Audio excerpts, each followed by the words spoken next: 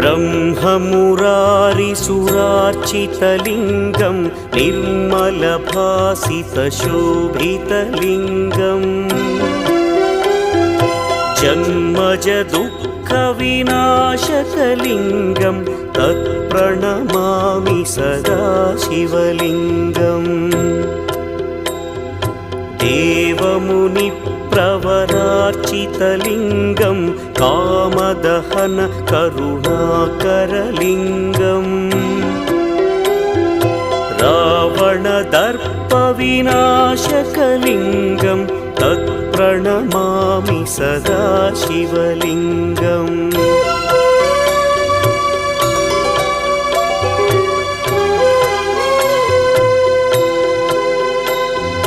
सर्वसुगन्धसुलेपितलिङ्गं